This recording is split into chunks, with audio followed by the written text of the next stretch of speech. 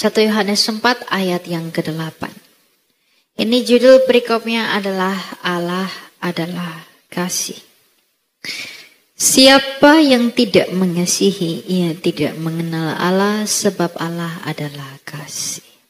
Kalau kita lanjut ke ayat 9, penjelasan dari ayat ini. Dalam hal inilah kasih Allah dinyatakan di tengah-tengah kita, yaitu bahwa Allah telah mengutus anaknya yang tunggal ke dalam dunia supaya kita hidup olehnya. Siapa yang tidak mengasihi, ia tidak mengenal Allah, sebab Allah adalah kasih. Dalam hal inilah kasih Allah dinyatakan di tengah-tengah kita, yaitu bahwa Allah telah mengutus anaknya yang tunggal ke dalam dunia supaya kita hidup olehnya. Ketika kita berbicara bahwa Allah adalah kasih, apakah kita sungguh-sungguh dapat memahami bahwa memang Allah adalah kasih?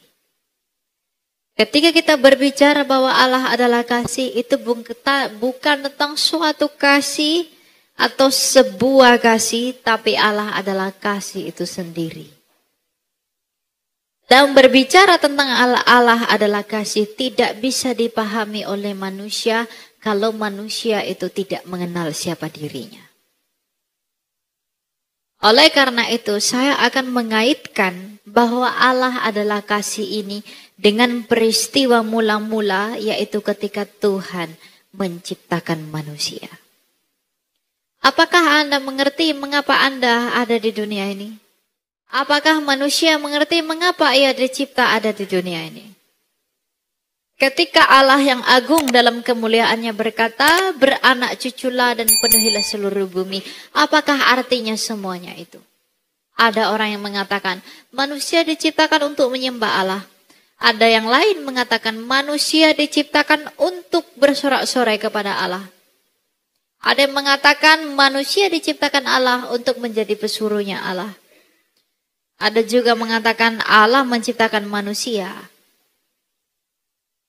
hanya untuk menyembah Allah. Itu tidak benar. Karena Allah kita bukan Allah yang senarsis itu. Ia tidak membutuhkan manusia untuk menyembah dia. Sebab malaikat kudusnya menyembah ia siang dan malam. Jadi mengapa manusia diciptakan oleh Allah? Mengapa manusia, mengapa kita sampai ada di dunia ini? Pernahkah Anda mempertanyakan itu? Mengapa aku ada di dunia ini ya Allah? Mengapa aku sampai dilahirkan di dunia ini? Mengapa nenek moyangku sampai engkau tempatkan di bumi ini? Tujuan manusia diciptakan Allah, karena Allah adalah kasih itu. Tujuan manusia diciptakan Allah adalah untuk menjadi objek kasihnya. Allah itu kekal dan Allah itu juga adalah kasih. Maka kasihnya yang kekal itu dia mau membagikannya. Kepada siapa dia membagikannya? Selain dia membagikan dan mengaliri kasihnya kepada anaknya Yesus Kristus sejak kekal itu, tapi dia juga menciptakan kita agar kita dapat dialiri oleh kasihnya. Jadi Allah menciptakan manusia bukan untuk tujuan yang licik, bukan untuk tujuan yang jahat, bukan untuk tujuan yang kotor, tapi Allah menciptakan kita semata-mata hanya oleh karena kasihnya saja. Dan Allah tidak berharap apapun daripada kita. Dan ketika Allah itu diciptakan oleh karena kasih Allah dan kasih itu kekal, maka Allah pun mengharapkan manusia itu dan menciptakan manusia itu untuk hidup yang kekal. Jadi Allah menciptakan kita itu untuk menjadi objek, menjadi sasaran kasihnya, itu untuk tujuan yang kekal. Untuk kekekalan. Tapi itu terganggu karena apa? Karena dosa. Apa itu dosa? Apa itu pelanggaran? Itu akan membuat kita mengerti siapa Allah itu. Kalau kita tidak mengenali lawan kita yang adalah dosa, kita tak akan pernah bisa mengenal Allah. Sebaliknya, kalau kita nggak bisa mengenal Allah, kita tidak akan bisa mengenal dosa. Jadi Allah menciptakan saya dan kamu itu untuk hubungan yang kekal di dalam relasi yang kekal. Kita semata-mata diciptakan oleh Allah itu untuk menjadi sasaran kasih-Nya. Dan ketika Allah menciptakan kita untuk tujuan yang kekal, maka ketika Ia menciptakan demikian, maka Allah memberikan semua yang baik kepada manusia. Tuhan mengatakan apa? Semua telah kuberikan kepadamu. Aku memberikan ini, aku memberikan taman ini dan lain sebagainya. Itu adalah tanda kasihku kepada engkau. Ingat, manusia tidak dicipta untuk bumi, tapi bumi inilah yang dicipta untuk manusia. Bumi ini diberikan oleh Allah kepada manusia sebagai tanda kasih-Nya. Wahai Adam dan Hawa, aku telah memberikan kepadamu semua yang ada di tengah-tengah taman ini. Semua yang ada di taman ini itulah bukti kasihku kepadamu dan aku menciptakan engkau dengan sempurna. Dan karena itu kasih, maka kasih itu harus saling meresponi. Adam dan Hawa tidak tahu bagaimana caranya mengasihi Allah. Maka Allah memberi cara kepada mereka. Aku mengasihimu dengan memberikan semua apa yang kamu butuhkan. Maka bagaimanakah caramu mengasihi aku kembali? Adam dan Hawa tidak tahu bagaimana caranya mengasihi Allah kembali. Dan Allah mengajari mereka. Cara kamu untuk mengasihiku kembali adalah jangan makan buah itu. Jadi ketika Tuhan memberi larangan jangan makan buah itu bukan ujian, itu bukan larangan. Itu bukan pencobaan karena Allah tak perlu menguji manusia yang sempurna yang dibuat oleh tangannya sendiri, tidak. Ketika Tuhan memberi perintah jangan makan buah pengetahuan itu adalah cara Allah untuk memberitahu manusia itu bagaimana caramu untuk mengasihi aku. Makanya Kristus yang mulia pernah bersabda, jikalau kamu mengasihi aku, kamu pasti melakukan perintahku. Jadi perintah Tuhan itu, Tuhan berikan kepada Adam dan Hawa, bukan suatu ujian, bukan suatu penghukuman, tapi adalah suatu tanda, suatu hal yang Tuhan beritahu kepada manusia, bagaimana cara mengasihi Allah kembali. Dan pada akhirnya, ketika manusia itu gagal dan ketika manusia itu jatuh ke dalam dosa dan ketika manusia itu makan buah pengetahuan itu menjadi tanda bahwa manusia itu gagal mengasihi Allah. Dan ketika manusia itu gagal mengasihi Allah, maka manusia itu pun mati. Apa arti kematian? Arti kematian adalah kita terpisah dari kehidupan. Siapakah kehidupan itu? Allah. Jadi kematian yang sesungguhnya adalah bukan tentang kematian tubuh. Kematian tubuh ini adalah efek terpisahnya kita dari Allah. Ingatlah bahwa kita diciptakan dari dua hal. Kita diciptakan dari debu tanah dan untuk dihidupkan kita diberi nafas Allah. Hidupnya Allah di dalam kita. Yang artinya sejatinya kita ini hidup bergantung terus-menerus kepada hidupnya Allah. Sebab nafas yang ada di dalam kita ini berasal dari Allah. Jadi sejak semula Allah menciptakan kita untuk tujuan yang kekal, untuk hubungan yang kekal. Dan ketika kita gagal meresponi kasih-Nya itu, maka kita pun berpisah dengan Dia. Kita terpisah dari kehidupan Dia. Ketika kita terpisah dari hidupnya Allah itu, maka manusia pun mati. Dan ketika hidupnya Allah tidak lagi menopang hidupnya kita, maka manusia semakin lama semakin menua dan mati. Itulah mengapa kematian itu ada. Kematian itu adalah karena kegagalan kamu dan saya mengasihi Allah. Kematian itu ada Karena kegagalan kamu dan saya mencintai Allah, karena kegagalan kamu dan saya meresponi kasih Allah itu yang disebut sebagai dosa.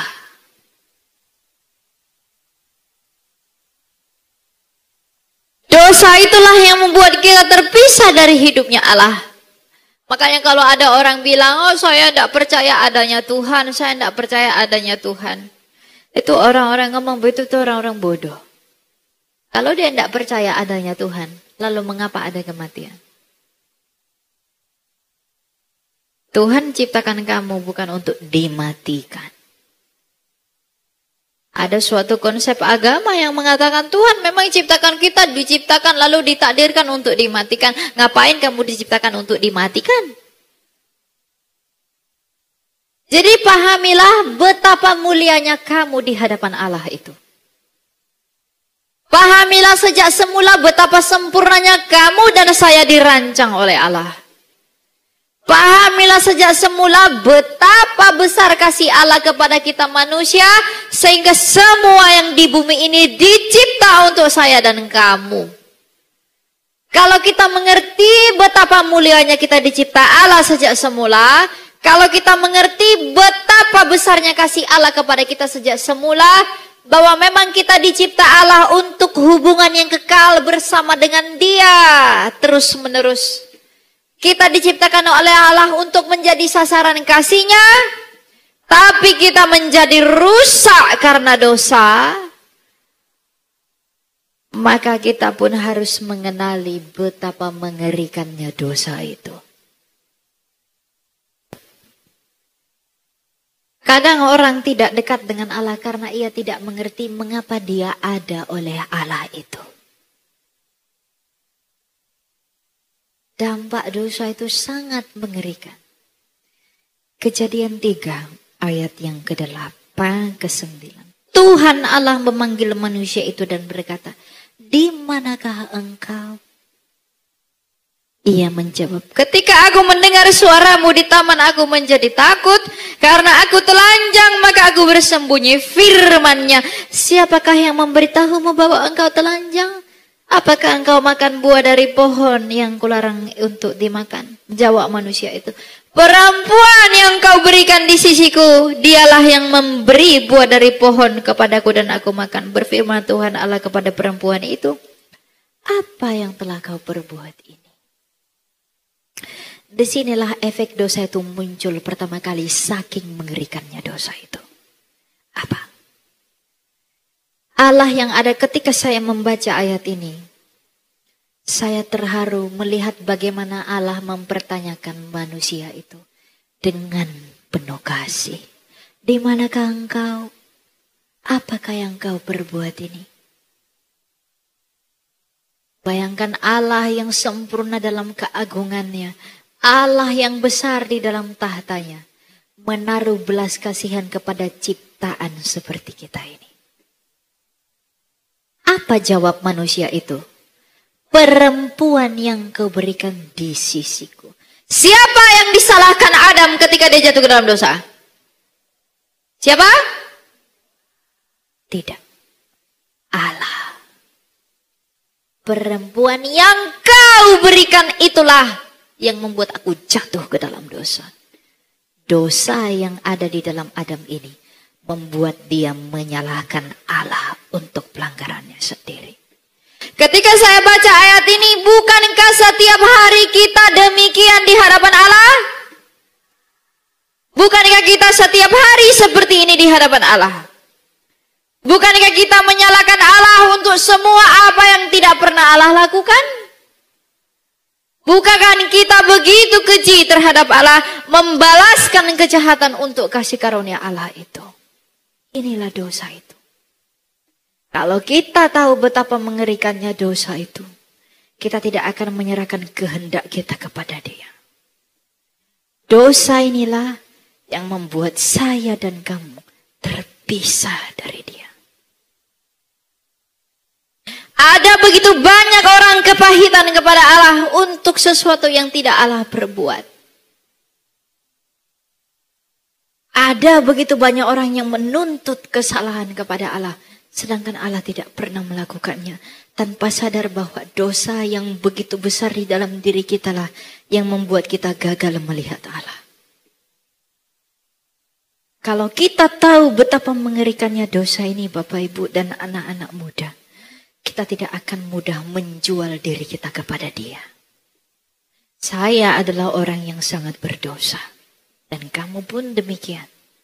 Maka mulai sekarang sadarilah betapa mengerikannya dosa ini, betapa mengerikannya dampak dosa ini yang membuat saya gagal mencintai Allahku. Dosa inilah yang membuat aku tidak bisa bersyukur. Dosa inilah yang membuat aku tidak menemui Allahku. Dosa inilah yang membuat aku tidak mau berdoa. Dosa inilah yang tidak mau membuat aku rela mengikuti Dia. Bahkan bukan kita sebagai keturunan Adam yang begitu jauh dalam ribuan tahun dari Dia, tetapi bahkan ketika Dia jatuh ke dalam dosa pun Dia sudah memberitahu efek dosa itu. Itulah efeknya. Dia yang salah, tapi Allah yang disalahkan. Untuk itulah kuasa dosa itu sangat berbahaya. Bukankah kita setiap hari demikian? Tuhan, aku sudah seperti ini. Mengapa engkau begini? Mengapa engkau begini? Mengapa engkau begitu? Kita tuntut Allah untuk semua yang buruk. Padahal kita tidak sadar, dosalah yang membuat itu semua ada. Padahal sejak semula kita dirancang oleh Allah untuk hidup yang berkelimpahan dan hidup yang layak di Eden itu. Tapi karena kita membutakan diri oleh karena dosa, kita gagal melihat Allah. Inilah yang membuat orang gagal melihat Kristus itu, karena dosa yang begitu besar di dalam dirinya. Inilah yang membuat kita gagal dalam bertobat, karena kita tidak mengerti mengapa aku ada, mengapa aku sampai dilahirkan. Karena kita tidak tahu sejatinya kita ini siapa. Kita menganggap bahwa kita ini hanyalah orang-orang buangan. Tidak. Kita adalah orang-orang yang sangat berharga, yang saking berharganya kita, Ia tidak menebus kita dengan sesuatu yang murah, tapi nyawa dari anaknya sendiri. Adakah kasih yang lebih besar daripada seseorang memberikan nyawanya bagi sahabatnya? Tidak. Bukan sahabat Allah yang memberikan nyawanya buat kamu dan saya. Anaknya sendiri. Kalau kita tahu begitu mahal, begitu besar cara Allah untuk menyelamatkan kita, apakah alasan kita untuk menunda-nunda mencintai Dia yang menyelamatkan kamu dan saya? Kita terhilang dari Allah oleh karena apa? Kegagalan kita mengasihi Dia, bukan? Tetapi 2000 tahun lalu kita terhilang dari Allah karena kegagalan kita mengasihi Dia. 2000 tahun lalu kita dipersatukan dengan Allah oleh keberhasilan Kristus mengasihi Bapanya melalui ketaatannya. Maka dikatakan siapa yang di dalam Kristus Yesus itu, dialah yang akan dibenarkan, karena kita tak ada yang benar. Kita tak ada yang benar, satu pun di antara kita tak ada yang benar. Kita semua ini adalah orang-orang kotor, kebenaran sedikit pun. Tapi oleh karena kasih karunia Allah, oleh karena ketidaktaatan kita, kita terpisah dari Allah. Tapi oleh karena ketaatan Kristus sampai mati di kayu salib, kita dibenarkan. Inilah Injil itu. Inilah Injil itu, bahwa kita diperdamaikan kembali dalam hubungan yang kekal di dalam Yesus Kristus itu. Karena tujuan kita sejak kekal apa? Tujuan kita sejak semula adalah Allah menciptakan kita untuk hubungan yang kekal terus menerus di dalam hidup yang kekal, di dalam kasih yang tak bercacat itu. Tapi dosa merusaknya. Maka Kristus datang ke dunia ini. Maka dikatakan dalam Yohanes 3 ayat 16. Karena begitu besar kasih Allah akan dunia ini, supaya setiap orang percaya kepadanya tidak binasa, melainkan beroleh hidup yang artinya apa yang rusak sejak semula itu hanya dipulihkan di dalam Dia, Yesus Kristus itu. Jadi tujuan yang semula yang rusak itu dipulihkan oleh Allah kembali dari pihaknya Allah sendiri dengan anaknya itu. Jadi kalau kita mau berdamai dengan Allah, kalau kita mau berhubungan dengan Allah, Yesus Kristus itulah jawabannya. Dan bagaimana cara Tuhan kita Yesus Kristus memperdamaikan kita dan menghubungkan kita kembali dengan Allah? Bagaimana cara Dia reconnecting kembali dengan Allah? Bukan hanya dengan omong-omong doang. Yang membuat kita terpisah dari Allah adalah dosa. Maka cara Kristus untuk menghubungkan kita kembali dengan Allah adalah dengan membayar dosa itu dan mengalahkan kuasa dosa itu. Bagaimana cara Kristus mengalahkan dosa? Allah sejak mulanya berfirman bahwa ketika kamu berdosa kamu akan mati. Maka cara Kristus untuk membayar dosa itu adalah dengan menumpahkan darahnya. Ibrani 9 ayat 22 berkata, tidak ada pengampunan dosa tanpa penumpahan darah. Jadi cara Kristus memperdamaikan kita kembali bukan hanya ngomong-ngomong saja. Dia memperdamaikan kita kembali dengan Allah sebagaimana kita diciptakan sejak semula adalah dengan menumpahkan darahnya yang tak bercacat itu, agar di dalam darah yang terdapat nyawanya itu Ia dapat memperdamaikan kita dengan Allah. Dan selain daripada dengan membayarnya dengan darahnya yang kudus, Dia mengalahkan dosa dan kuasanya. Bagaimana cara Kristus mengalahkan dosa dan kuasanya itu? Di dalam 1 Korintus 15 dikatakan, sengat maut adalah dosa. Dosa itu, upah dosa adalah maut. Jadi bagaimana cara Kristus mengalahkan dosa? Dengan menyalahkan kuasanya, yaitu maut. Dan kapan Kristus mengalahkan kematian itu? Ketika Dia bangkit pada hari ketiga. Jadi ketika Kristus itu bangkit pada hari ketiga, dan ketika Ia telah menyelesaikan darahnya yang mulia di atas Kalvari, Ia sedang memberitahu dunia bahwa inilah aku, wahai manusia. Aku akan memperdamaikan engkau kembali dengan Allah, karena aku telah mengalahkan apa yang membuat kamu terpisah dari Allah, yaitu dosa. Aku telah membayar dosamu dengan darahku yang kudus. Seharusnya darahmu lah yang tertumpah. Dan aku telah menggantikannya bagi kamu. Dan aku telah mengalahkan kuasa dosa itu.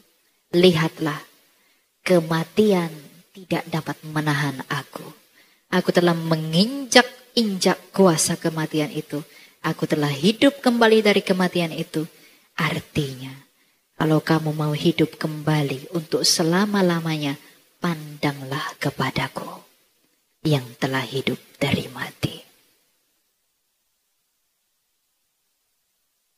Inilah yang membuat bahwa benar sabda Tuhan kita itu, di luar aku engkau tak dapat berbuat apa-apa.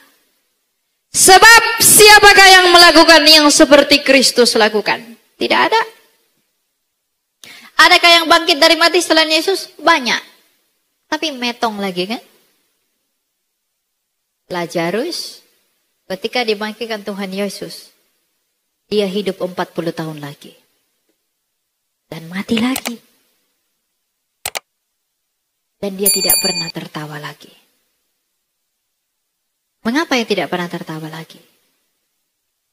Dia hanya tertawa ketika dia melihat ada manusia, ada orang mencuri tanah liat.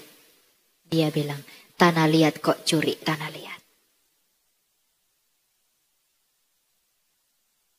Dia tidak pernah tertawa lagi. Kenapa? Karena dia sudah melihat betapa mengerikannya kuasa kematian itu.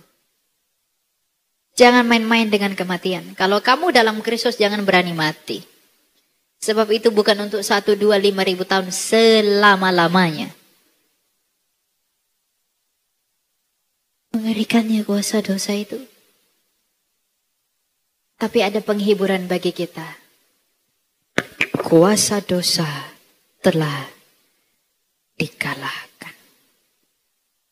1 Korintus 15 ayat yang ke-54 dan ke-55. Sesudah yang dapat binasa ini mengenakan yang tidak dapat binasa, dan yang dapat mati ini mengenakan yang tidak dapat mati, akan digenapi firman yang tertulis, maut telah ditelan dalam kemenangan. Hai maut, di manakah kemenanganmu terhadap dia? Hai maut, di manakah sengatmu? Di manakah kuasa maut terhadap Kristus itu? Tidak bisa dia berbuat apa-apa. Sebab maut itu telah dipermalukan melalui kebangkitan Kristus. Iblis berpikir dengan menyalibkan Yesus, maka mereka bisa menang. Tapi ternyata pihak Allah lah yang menang dengan mengalahkan mereka. Jadi ya, siapapun Anda, anak-anak muda, apapun yang kamu lakukan saat ini, bahwa ingatlah, sejatinya kita tidak dapat berbuat apa-apa di luar daripada Yesus Kristus itu. Dan kalau kita tahu demikian, kita tidak akan dengan mudah melepaskan iman. Dan kita tidak akan dengan mudah menjual diri kita kepada dosa. Memang tantangan dalam dosa ini banyak.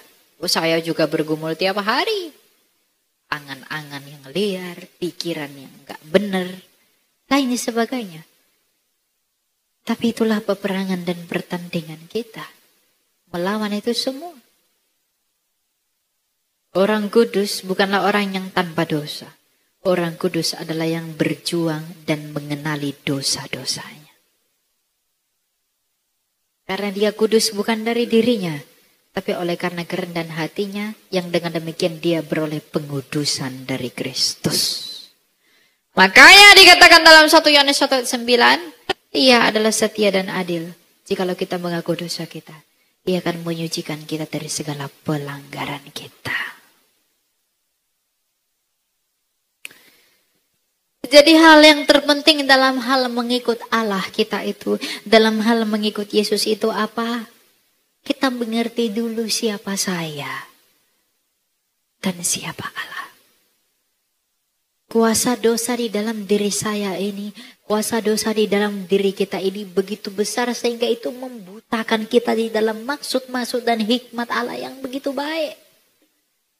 Allah itu tidak pernah di dalam posisi yang jahat. Tapi kadang kenapa kita menyalahkan Allah? Jangan salahkan Allah, salahkanlah dosa yang begitu kuat di dalam diri kita ini. Dan kita tidak dapat melawan itu sendirian, maka mohonkanlah dalam doa kepada Dia, ya Tuhan tolonglah aku untuk dapat melawan ini semua di dalam kasih karunia-Mu. Sebab Dia sendiri bersabda, mintalah, ketuklah, dan carilah. Maka benarlah sabdanya Dia yang berkata, carilah dahulu kerajaan Allah, maka semuanya ditambahkan kepadamu. Ditambahkan kepadamu ini bukan tentang hal-hal jasmania, tapi tentang hal-hal rohania.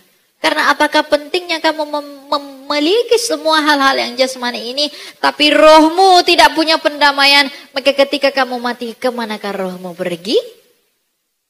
Ingat, kematian tubuh adalah efek dari kematian jiwa.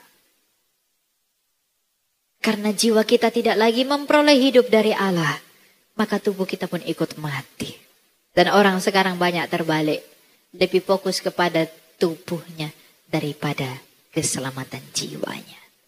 Dia sakit, batuk-batuk, rematik, asam urat, pergi ke Singapura, berobat. Beli obat mah, kena lambung, beli obat ini segala macam. Dia peduli sekali, tapi jiwanya yang sakit dia tak obati. Jiwanya yang sekarat dia tak obati. Tapi tubuhnya ada lecet jerawat sedikit, pergi treatment. Rambutnya agak gimana sedikit, bagus kan? Ya kan? Memang benar kata Alkitab, telah menjadi nyata perbuatan daging. Roh itu penurut, tapi daging itu kita peduli sekali, apalagi anak-anak muda, diet, biar langsing. Kalau laki-laki apa itu namanya yang gym, ya? Mengapa kamu melakukan itu semua? Hah? Biar menarik, biar tampan, biar cantik, ya kan? Tapi pernahkah kita memikirkan kebaikan jiwa kita? Padahal Kristus yang mulia pernah bersabda, datanglah kepadaku sebab aku dapat memberikan kelegaan kepada jiwamu. Kita memberikan kelegaan pelembab kepada muka kita. Moisturizer. Oh ya, betul itu pelembab namanya. Moisturizer. Serum. Peduli sekali kita. Tapi jiwa kita tidak kita obati.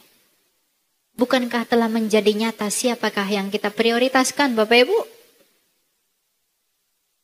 Apa yang kita kejar dalam hidup ini? Hidup ini adalah kesempatan. Kesempatan untuk melayani Allah. Melayani Allah itu bukan harus berdiri di sini, menyanyi di sini. Enggak. Melayani Allah itu terjadi ketika kita berusaha menyenangkan Dia dengan berusaha untuk hidup benar. Itu pelayanan itu. Sebab pelayan-pelayan seperti saya ini pun bisa banyak tertolak. Karena hanya omong-omong doang, tapi tidak mau melakukan. Banyak yang ditolak oleh Kristus dalam Matius 7. Mereka berkata, aku bermujizat, aku bernubuat. Tuhan berkata, anyahlah engkau, aku tak mengenalmu. Karena kau tak mau lakukan kehendak Bapakku. Jadi mengapa kita begitu peduli kepada tubuh dan jasmani kita, tapi kita tidak mempedulikan tentang jiwa kita. Wahai jiwaku, serukanlah dalam doamu. Apakah yang engkau inginkan? Apakah yang engkau kejar, wahai jiwaku? Obat sakit tubuh, sakit leher, sakit kepala, itu ada di rumah sakit. Tapi obat sakit jiwa, itu hanya Kristus. Jadi jangan kita memperdulikan hal-hal yang lahiriah, tapi kita tidak mempedulikan hal-hal yang rohani. Jangan seperti orang munafik, cuci tangan, cuci kaki, semua bersih-bersih. Tapi hati busuk. Buat apa? Tidak ada kasih dalam diri. Buat apa? Tapi kenapa itu semua bisa kita tidak sadari, bahkan saya pun, mengapa kadang itu tidak kita sadari? Karena begitu besarnya kuasa dosa itu. Maka dalam hidup kita sehari-hari ini, dalam hidup kita di menjelang hari Tuhan yang jahat ini, menjelang penggenapan akhir zaman ini, maka marilah kita meminta hal yang paling utama dari Allah. Apa itu? Pertolongan darinya agar kita hidup berkenan di hadapannya. Karena seperti itulah kita sejak semula didesain oleh Dia. Dosalah yang membuat saya dan kamu memberontak kepada Dia. Sejak semula tidak demikian. Dan dosa itulah yang membuat kita menderita. Dosalah yang membuat laki-laki susah cari makan, susah cari uang. Dosalah yang membuat perempuan merepet-merepet terus. Dulu enggak begitu, semua ada. Itu bukti kasih Allah. Tapi karena kita gagal mengasihi Dia, penderitaan itu pun menimpa kita. Allah itu sempurna dalam kekudusannya dan Ia sempurna dalam kasih-Nya. Kitalah yang sangat bercacat memahami Dia. Allah itu sempurna dalam karyanya. Kita itulah yang begitu cacat dalam kerendahan hati kita. Kita begitu sombong dengan meninggikan diri terhadap karya Allah. Dan tidak mengakui Dia dalam setiap laku kita. Maka di dalam cara yang demikian itu, kita mengkhianati Dia. Sadarilah hal ini, Bapak Ibu dan anak-anak muda. Kalau kita menyadari ini lebih awal, kita akan semakin waspada di dalam latihan-latihan badania. Pulihkanlah jiwamu dengan datang kepada Kristus. maka tubuhmu pun akan ikut dipulihkan. Sebab kalau sejak semula jiwa kita lah yang rusak, maka tubuh kita pun ikut rusak. Maka kalau kamu ingin memperoleh tubuh yang baik, sehatkanlah dulu jiwamu. Bukankah hikmat Amsal berkata bahwa jagalah hatimu dengan segala kewaspadaan, karena dari hatimu lah terpancar kehidupan. Ada banyak sakit-sakit jasmani itu keluar dari kepahitan dan lain sebagainya. Banyak. Tidak mengampuni, kamu benci dia, kamu bunuh dia, oh sakit dia. Kamu kepahitan, kamu mau apa? Mengurung diri, akhirnya kamu minum racun. Jadi jiwa kita lah yang sakit. Maka sekarang sebagai penutup saya katakan, datanglah kepada Kristus yang lemah lembut dan rendah hati itu. Dan datanglah kepada Dia dengan kerendahan hatimu, membawa hatimu yang hancur untuk merenungkan segala pelanggaran dan kesalahanmu. Dan tidak hanya berhenti di situ. Mohonkanlah pertolongan dari Dia yang disebut sebagai hakim yang adil itu, agar Ia menolong kita melakukan hal-hal yang baik di dalam pemandangan matanya. Karena kita persis tahu dan sadar begitu besar kuasa daging kita, begitu besar kuasa dosa kita. Tidak akan ada yang dapat menolong kita untuk hidup berkenan di hadapannya kalau Ia tidak sendiri yang menolong kita. Untuk itulah, sebelum Ia naik dan terangkat ke surga, Ia mengutus Roh Kudus yang keluar dari Bapa untuk menjadi penolong. Menolong untuk apa? Menuntun kita kepada seluruh kebenaran. Selama Ia menolong kita, tapi tak lupa, Ia juga disebut sebagai Roh Penghibur, yang akan menghibur kita di dalam setiap hal-hal yang kita lewati dalam hidup ini, di dalam pengharapan yang pasti, di dalam Kristus Yesus Tuhan kita yang mulia. Kemuliaan hanya bagi Kristus. Amin. Puji dan sembah padamu Tuhanku sepanjang hidup.